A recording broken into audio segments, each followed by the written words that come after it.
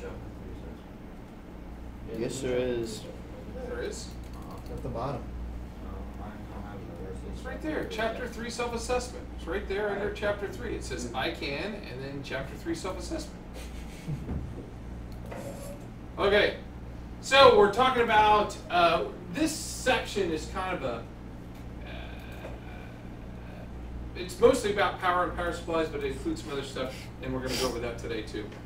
Why are my buttons invisible? Because you sit. Oh, all my buttons are gone. Hold on. I got my buttons back. Yay for me. Okay, so some of this, so it's on electricity and power supplies. However, the first section is on form factor, which we mentioned before in chapter 1. Form factor describes the size, shape, and general makeup of the hardware component. Why does it go in the power section? I have no idea. To me, form factor belonged back, the whole thing on form factor belonged back in chapter 1. For some reason, that's where they put it in the textbook, so I just left it there. Okay? And this is probably why. Of the form factors that have to match, we have the case, motherboard, and the power supply. So this is the first component that has to match up with everything else, okay? So the power supply is the first component that we really talk about form factor with, and we're going to talk about the different kind of power supplies here in a minute. And we're going to talk about the different kind of form factors. So usually the motherboard is what we start out with. When we've decided to buy a motherboard, then we have to buy a case and a power supply that goes with it. We don't go and buy a $12 power supply and say, oh, I'm going to buy everything else to match this because it's the cheapest of the things. As is the case, depending on what case I buy. The motherboard is what we decide first. So that's the first project that we do in this class. The first one you do is on how to find and purchase a motherboard. So we've got some different kinds of, and then the matching the form factors means the motherboard has to fit the case. That's the screw holes. When I look at this, if you can see the reflection or the shadow back there, these holes are all very specific to this kind of motherboard. And if you get the same form factor motherboard, the screw holes will be in exactly the same place. So when you say I'm going to get a certain kind of form factor, we're going to talk about the different ones. That means the screw holes match the case. It means the plug matches the power supply. Because if those holes don't line up and I can't screw it in, obviously I can't use it. I have a question. There are a bunch, yeah. How do you know like what the form factor is? How do you? And so it says on the motherboard that it's, for instance, ATX form factor. And I will tell you that, I mean, you can't know just by looking at it. I can't tell just by looking at this motherboard that it's ATX. Okay, so you have to look at the specs. When we do stuff, ATX is the most prevalent form factor out today. If you don't buy an ATX form factor, you're making a mistake. Okay? Now ATX you might say it's baby ATX. It might even say it's mini ATX. Okay? But it's still ATX. These other ones, baby AT, NLX, LPX, those are all very weird form factors. And then if you buy that one, then you have to buy a non-standard power supply, and you have to buy a non-standard case. If you get ATX, that's the standard of today. So when we go to buy, you want to buy ATX. This is an ATX case with an ATX motherboard. Okay?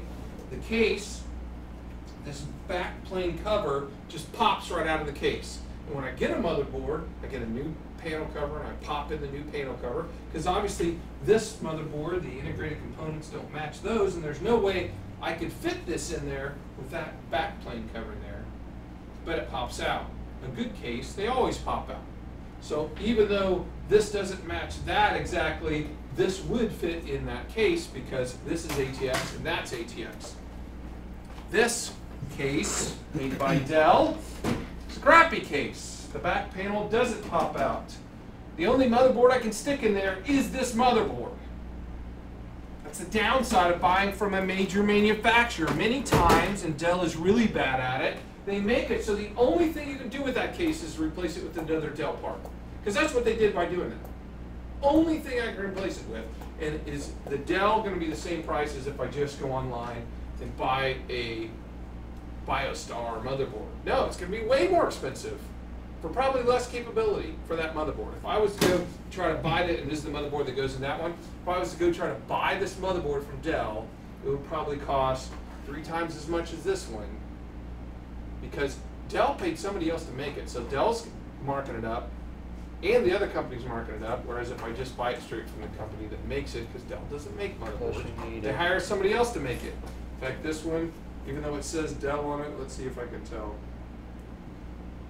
I can't. It doesn't have any other markings in it. So that's pretty much the standard form factor you want to stick with.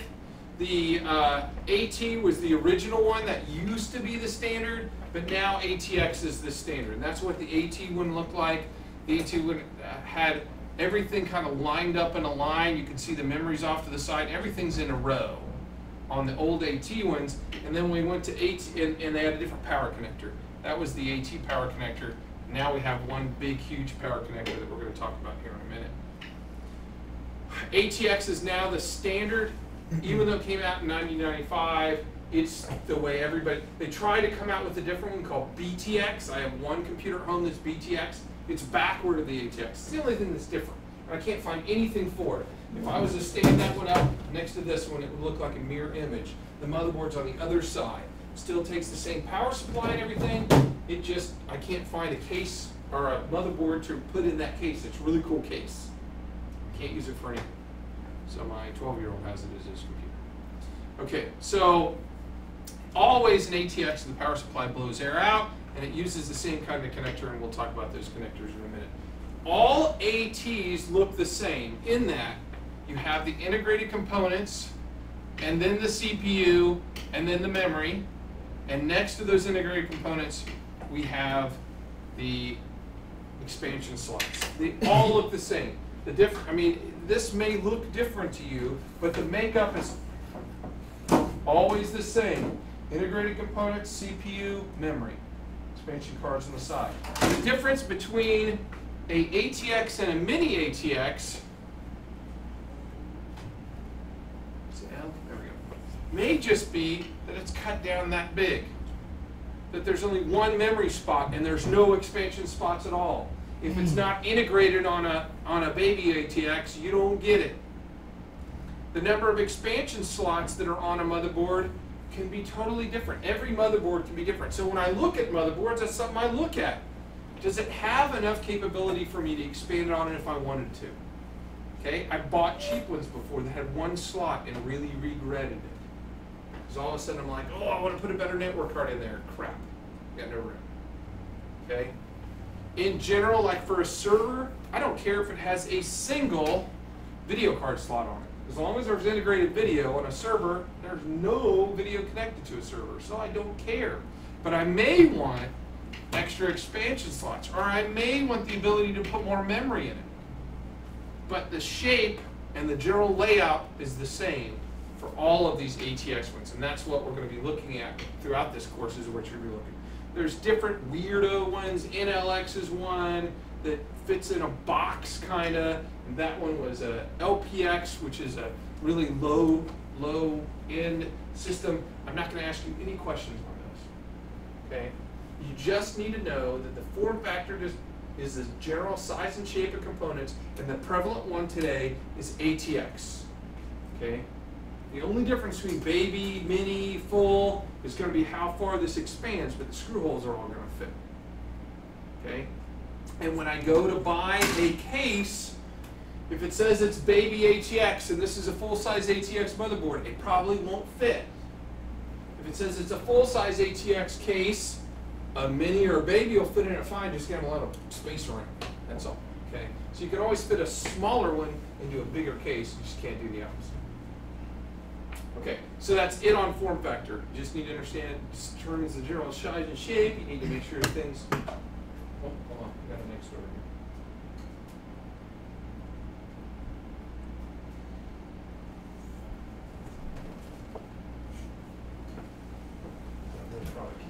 I didn't put the right one in. Okay, so that's it on form factor. So then here I got a little. I should turn up my volume. Oh well, you're gonna have to listen.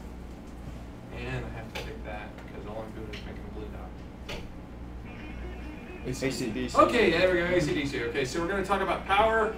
Particularly, we're going to talk about AC and DC power. See the little segue there? That wasn't a good one, but it was a good try. Okay, so we're going to talk about AC and DC power, and you guys are going to need to understand what the difference between the two is. We talked about this in Chapter 1. AC, or alternating current, cycles back and forth. It's the best way to transmit energy. It's what comes out of our wall. But electrical components can't use AC power to the most major extent. There's only one place you'll find of a lot of electrical components that are AC powered. And that's in an airplane. Actually, use three-phase AC power. That's not a test question, I'm just telling you. But most of the time, electrical components are all DC powered. Okay? It's the most efficient way to transmit, but it's not the most stable. It's not the most stable for electrical components. Electrical components want DC power or direct current. Okay? Now, our power supply does two things for us. Okay? It rectifies and it transforms. Okay? A rectifier means to straighten out. So it turns alternating current, rectifiers turn alternating current into direct current. It straightens it out. Okay? And then it transforms that 115 down to the voltages that come out of the end. Okay? So the transformer outside your house does just that. It changes the voltage. If you ever see a downed power line, is that down power line 115 volts? Maybe, maybe not. Is it before the transformer or is it after the transformer? If it's between the transformer and your house, it's doing 115. Less likely to kill you by standing near it. Okay? If it's before the transformer, it's much higher voltage, and it could definitely kill you just from standing near it when it's on the ground. Okay? Firefighters have been killed by electrical wires that are over there on the ground because there's so much voltage. Okay? So that's so transformers changes the ratio of the current, they lower the voltage. Rectifiers change alternating to direct current, and this device does both things for us, okay? It both rectifies it and transforms it to lower voltage.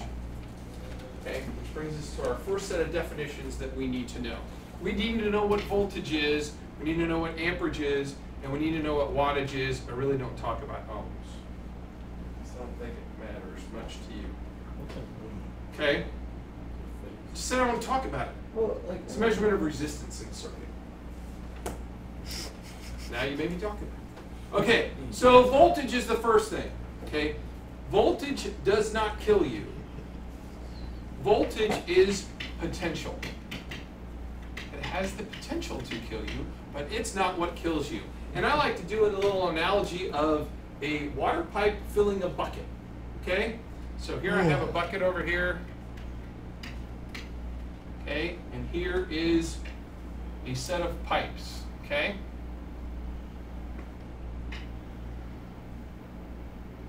Good. Okay, the potential is the size of the pipe. In my house, I can have 1/2 inch, 3/4 inch, or 1 inch pipe. Okay, I can have any of those in house. Those are the different kind of standard sizes of pipe, water pipes in my house. Which pipe would give me the best shower? Okay, the 1 inch would, because it has the most potential to get the most amount of water to my shower head in the same amount of time. Okay, it's the potential, it's the size of the circuit. Think of it that way. Okay, so I like to think of potential as the size of the pipe. Okay, voltage as the size of the pipe. Okay, amperage is the current. Okay, it's the speed at which the water goes through or the electricity comes through the circuit. Okay, so if I have the same speed of current coming through these pipes, which one will give me more water? Big one. The bigger one. It has more potential. If I'm sending something through it at the same speed or the same current, but it has more potential, I end up with more coming out of the end. Okay, so voltage is the potential and amp is the current. Okay? And if you've ever heard the statement before, it's not the volts that kill you, it's the amps. It's because the voltage is the potential. If there's no amperage behind it, it won't kill you. But if there is enough amperage, if there's current behind the electrical flow that's hitting you, it will, okay? So, and then we have, if I take this potential voltage times the current that goes through your amperage, I end up with the total amount of water in my bucket, okay? The current times the potential equals wattage. I know I said water, but the W is for wattage, which is total power, okay? Which is how we rate power supplies. We rate them by how much power they can put out. Okay? There's a different number of connectors on any given power supply, but we want to know how much wattage it can put out. So volts, or potential, times current, or amps, equals wattage, which is our total power. And that's how all power supplies are rated. If I look at these power supplies right here, I can read it right on here. It says output 250 watts. This is a 250 watt power supply. If I look on this one, this is another 250 watt. And let's see if I can read this one.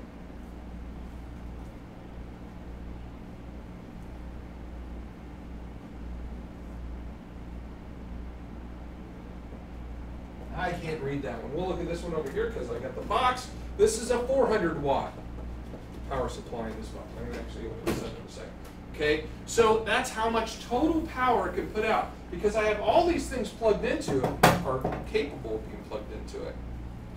But if I plug them all in, can this power my PC? And if the wattage on this is lower than what all the things require in here, I got it all plugged in, but it runs for 2 minutes and shuts down because this can't put out enough total power to power that.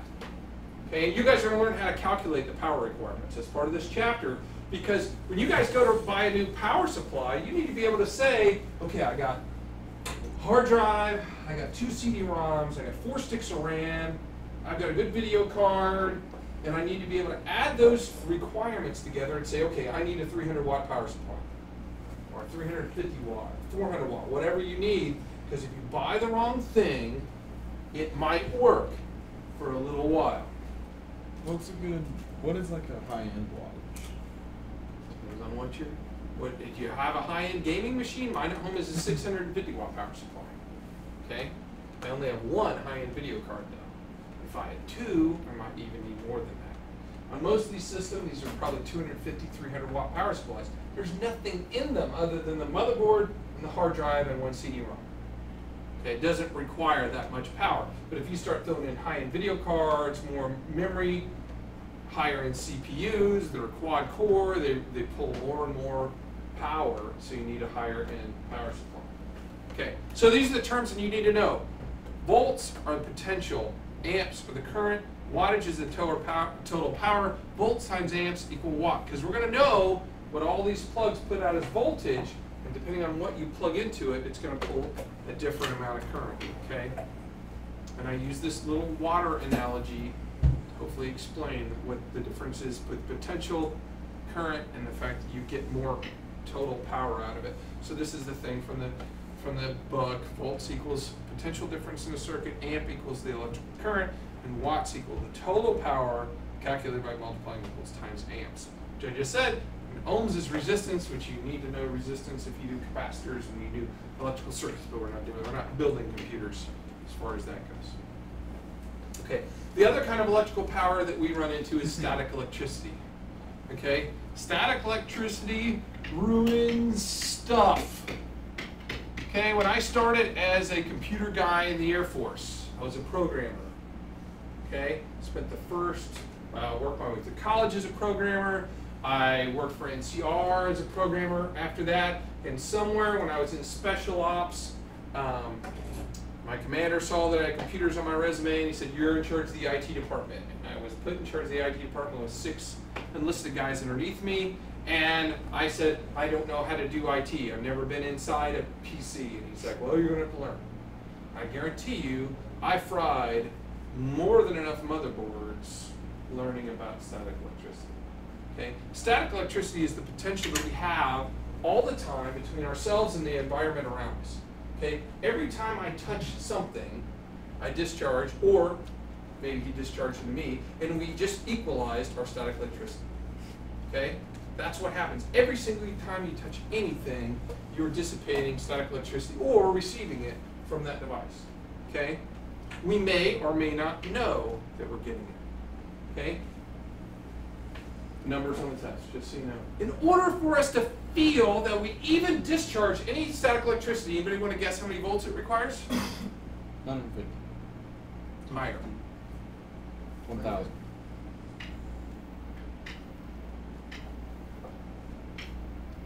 3,000 volts before we even know we discharge any electricity. No amperage, or it'd kill us, right?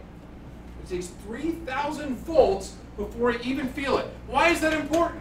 If I touch this and don't feel anything, did I discharge? Yes. It means we could discharge 2,999 volts into a motherboard without ever feeling anything. Will that ruin that motherboard? Yes. You betcha. Okay? Static electricity is our enemy. And it's called ESD, or electrostatic discharge, is our enemy when we're working on PCs. Okay?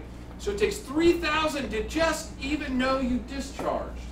So when you go around the house, rubbing your feet, shock your little sister in the ear like I used to do all the time, you have to have at least 3,000 volts to even know, to hear it, to hear the little crack. 6,000 volts to hear the little crack if you've ever heard the little zzz when you do it.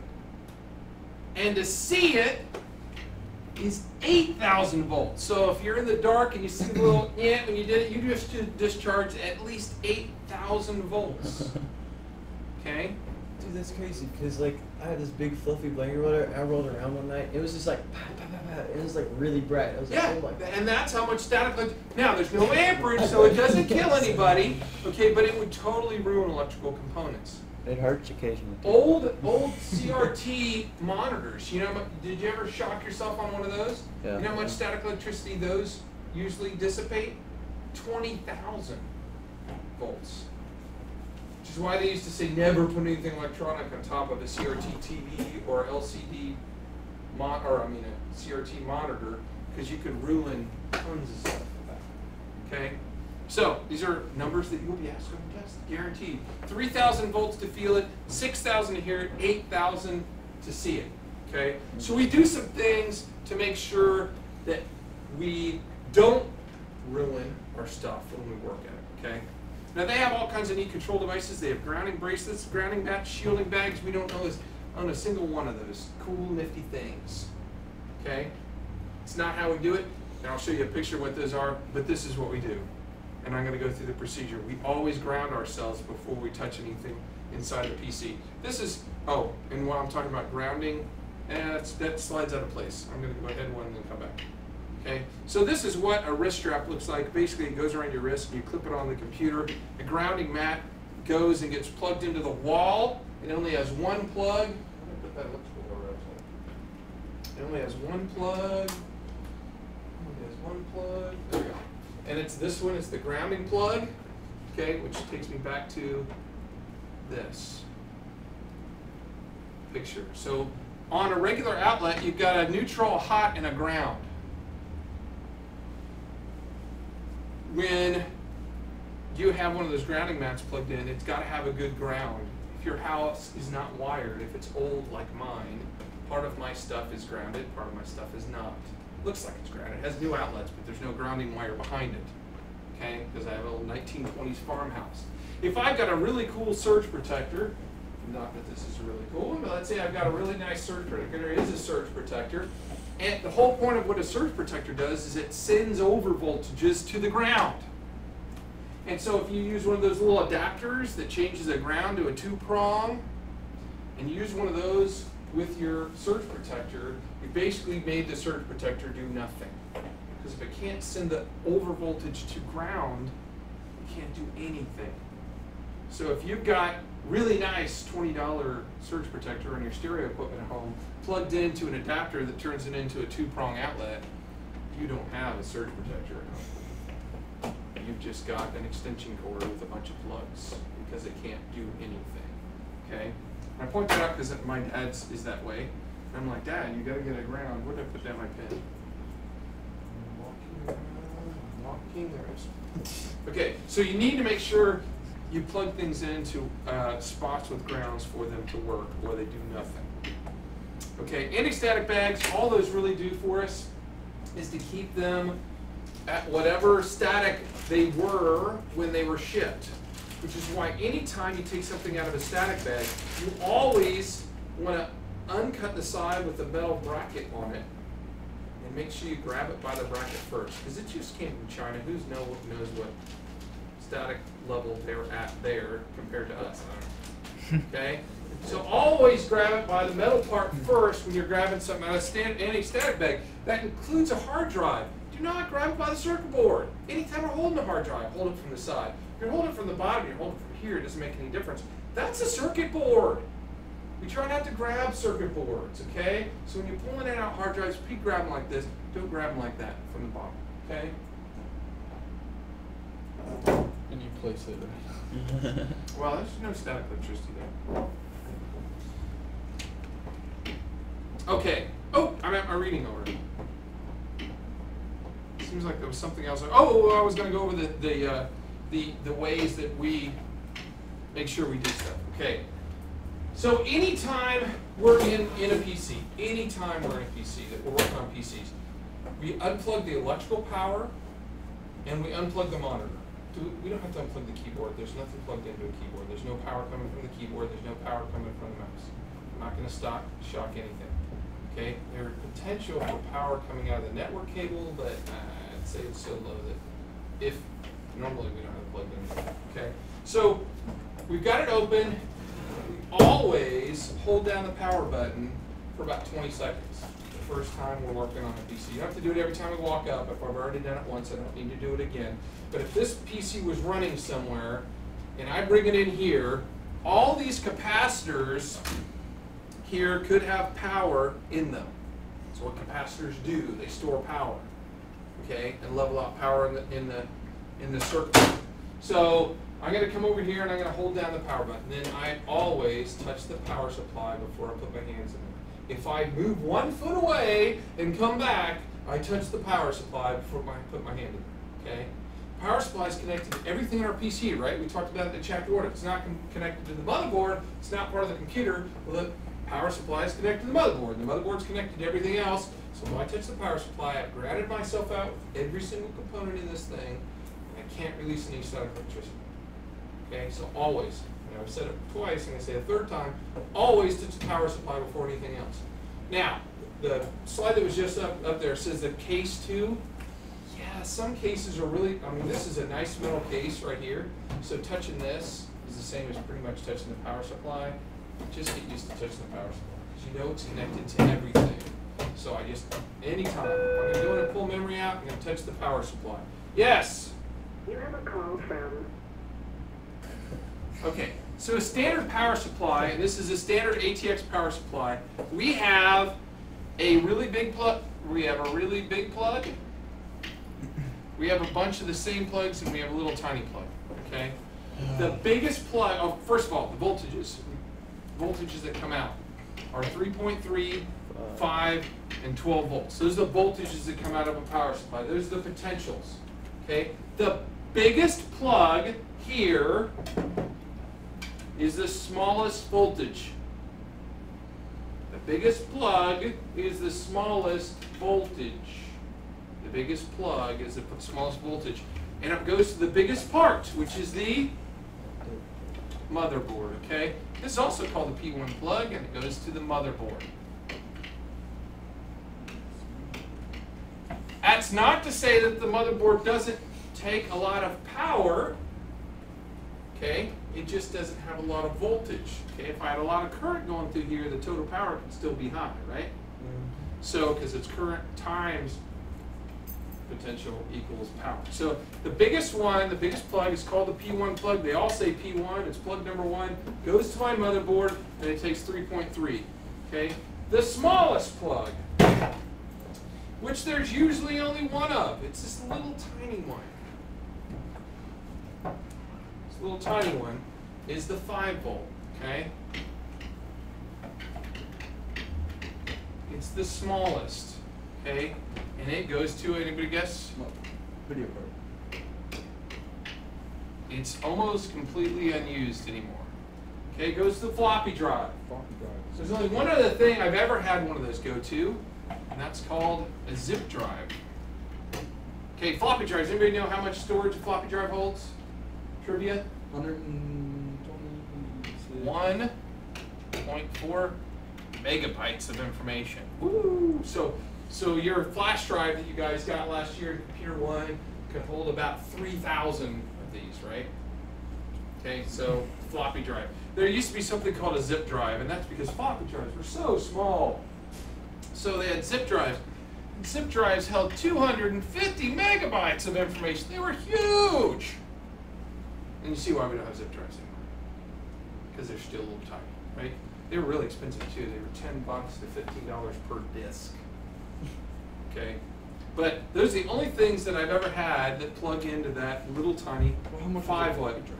Everything else. What? How much does a floppy drive cost? Like a little disc. Oh, they're, I don't know, like $10 for a box of 20 of them or something. They weren't that expensive. Everything else is 12 volts. Everything else is 12 volts. Everything else is 12 volts. Everything else is 12 volts. Everything else is 12 volts. If I say, what voltage is this plug, and you don't know, you would guess 12 volts, okay? So, no matter what the size and the shape of the plug is, if it's not this big one, which is how many volts? 3.3, and it's not this little tiny one, which is 5. everything else is 12. That's 12, that's 12, that's 12, that's 12, that's 12. They're all 12. Except for this one? which No, is what about the 3.3. other one? That's 12. Okay? Everything else is 12 volts. Other than P1 plug, which goes to the motherboard, and the little tiny one that goes, this one over here, I think I have another picture. This one over here, which is the floppy drive. Okay? Everything else is 12 volts. I'm switching back to my other slide. I think I'm going to put those 2 slides over there. Okay, the other thing is, the P1 plugs don't always match. These are both ATX power supplies. Well, we went through a change. Can you see the difference between those 2? One's bigger than the other. Yeah, this one actually has 20, and this one has 24. Okay, so even though, 20, 24? Even though you may have an ATX motherboard and an ATX power supply, they may not plug in. So you need to actually, that's one of the few things you need to look at, is it a 20 or a 24 pin? I will tell you that the nice new ones that come out, here's a nice new 400 watt power supply. Look, the new one, how many pins do you think it has? 24. It's 24, you see that? 24. But look, it's like magic, Bob. Oh, it slides on and slides off, okay? So this one will work on a 20 pin, or you just slide this on, get back on, there we go, and it works on a 24 pin. Okay? So if you're smart, you buy one that says it's 20/24 pin, and that's all it means. I've had people order these and say it's too big, wouldn't fit, I gotta mail it back. Like, really? Just slide, okay? So just so you know that is the case. This one's like a $12 power supply, 400 watt, $12 power supply. Now, is it as good as a $80 power supply? Power supplies are defined by not only how much wattage they put out, because this 250 watts is not going to work on many new computers these days. Okay, they're defined by how much wattage they put out, how energy efficient they are, what kind of fans they have, what's the highest heat producer in my PC. Your CPU. CPU. What's my second highest? Power supply. Okay. If the fan goes on the power supply, you are in trouble. Because most computers, when they come, just like this one, how many fans are blowing out of this computer? One. One. Power supply is the only one. It has a spot for me to buy another one and put it in. Okay? But there's only one. That CPU fan doesn't count. I mean, I guess you could say it's blowing out, because it is kind of. blowing out, but there's only one exhaust fan, and that's the power supply. If that goes out, we're in trouble. And it will, guaranteed, overheat that PC that goes out. So number one thing when we check power supplies, just put your hand right up here.